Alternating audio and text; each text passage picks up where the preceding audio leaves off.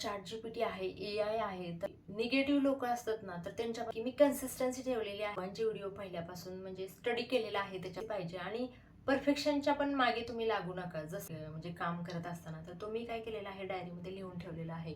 आणि माझा फोकस होता तो लॉंग व्हिडिओकडे होता आणि की स्वतःला मोटिवेट ठेवणं हे सुद्धा खूप मोठा टास्क आहे. मला काय वाटतंय की तुम्ही ट्रेंड्स वगैरे फॉलो करा.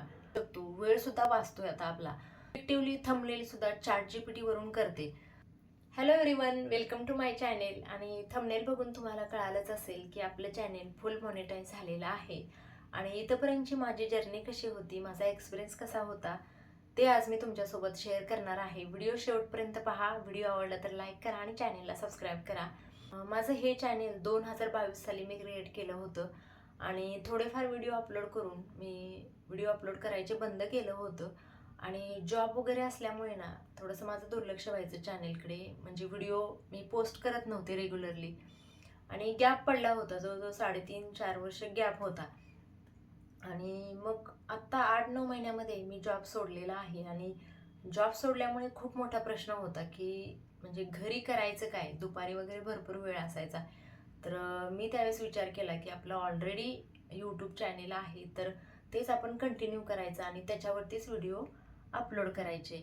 आणि मी म्हणजे एक गोष्ट सांगायची आहे की मी कन्सिस्टन्सी ठेवलेली आहे. रोज एक लाँग व्हिडिओ मी अपलोड केलेला आहे. हार्डली 2दा असं झालेलं आहे की मी गावी वगैरे गेल्यानंतर 2-3 दिवसाचा गॅप पडलेला आहे. तर तो तेवढाच गॅप आहे. तर तेवढा गॅप चालून जातो असं मला वाटत आहे. मी काय केलेलं आहे, मोठे क्रिएटर आणि छोटे क्रिएटर आणि दोघांचे व्हिडिओ पहिल्यापासून म्हणजे स्टडी केलेला आहे त्याच्यावरती. आणि त्यांनी काय प्रॉब्लेम फेस केले, तर तसे प्रॉब्लेम आपल्याला फेस म्हणजे करायला नको याचा सुद्धा मी विचार केलेला आहे आणि त्याच्यावरती सुद्धा व्हिडिओ बनवलेले आहेत. आणि एक गोष्ट म्हणजे कन्सिस्टन्सी पाहिजे आणि परफेक्शनच्या पण मागे तुम्ही लागू नका. जसं आहे तसं म्हणजे एक माझी सुद्धा सवय आहे, ती मी तुम्हाला सांगेन की म्हणजे मी एखादा विषय आठवला ना म्हणजे काम करत असताना, तर तो मी काय केलेला आहे, डायरीमध्ये लिहून ठेवलेला आहे. तर ही पण गोष्ट म्हणजे मला फायदेशीर झालेली आहे. तर आणि माझा फोकस होता तो लॉंग व्हिडिओकडे होता आणि माझं म्हणजे मला मोठा टास्क वाटायचा की 4,000 तास आपल्याला कंप्लीट करायचे आहेत आणि 1,000 सबस्क्रायबर कंप्लीट करायचे आहेत मॉनिटायझेशनसाठी. तर सबस्क्रायबरचं म्हणजे एवढं मला टफ वाटत नव्हतं. फक्त मला वॉच आवर्सचं टफ वाटत होतं. म्हणून मी काय फोकस केला होता पहिल्यापासून की लाँग व्हिडिओकडे आणि डेली एक व्हिडिओ माझा पोस्ट व्हायचाच. आणि हे एक केलेलं आहे, कन्सिस्टन्सी ठेवलेली आहे. आणि मला एक वाटतं की स्वतःला मोटिवेट ठेवणं हे सुद्धा खूप मोठा टास्क आहे. जर व्हिडिओला व्ह्यूज नाही आले ना, तर आपण डिमोटिवेट होतो. तर तसं करायचं नाही. स्वतःला पॉझिटिव्ह ठेवायचं आहे आणि मोटिवेट ठेवायचं आहे. नेहमी म्हणजे डेली एक व्हिडिओ पडलाच पाहिजे. कन्सिस्टन्सी ठेवायची आहे. आणि मी काही जास्त शॉर्ट व्हिडिओ पोस्ट करत नव्हती. फक्त लाँग व्हिडिओ पोस्ट करत होते. तुम्हाला जर वॉच आवर्स कंप्लीट करायचा असेल ना, तर मला काय वाटतंय की तुम्ही ट्रेंड्स वगैरे फॉलो करा.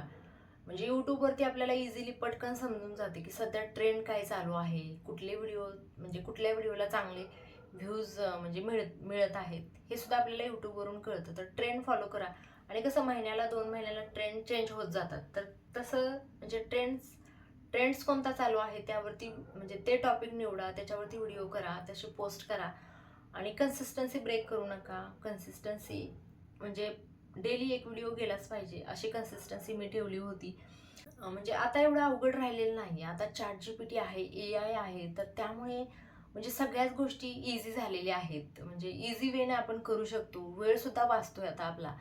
तर मी म्हणजे इफेक्टिव्हली थंबनेल सुद्धा ChatGPT वरून करते.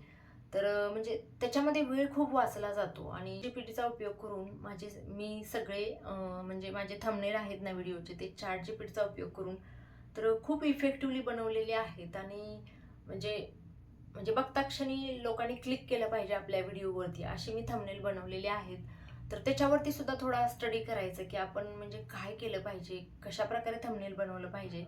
तर थंबनेल तुम्ही चांगलं बनवा, कन्सिस्टन्सी ब्रेक करू नका आणि स्वतःला मोटिवेट ठेवा. आणि मग बघा तुमचे व्हिडिओ कशा प्रकारे म्हणजे व्ह्यूज वगैरे येत आहेत, सबस्क्रायबर तुम्ही गेन कसे करतात. काही मला पेमेंट मिळालेलं नाही यूट्यूबचं. मग यूट्यूबचा क्रायटेरिया असतो की $100 आपल्या ॲडसेन्स अकाउंटमध्ये जमा झाल्यानंतर आपल्याला ते $100 पेमेंट पहिलं पेमेंट असतं तर ते केलं जातं. तर ते यूट्यूबचा थ्रेशोल्ड लिमिट आहे, तर ते कंप्लीट झाल्यानंतर मला यूट्यूबचं पहिलं पेमेंट मिळेल. मला सांगायची होती की निगेटिव्ह लोक असतात ना, तर त्यांच्यापासून पण तुम्ही लांब राहा.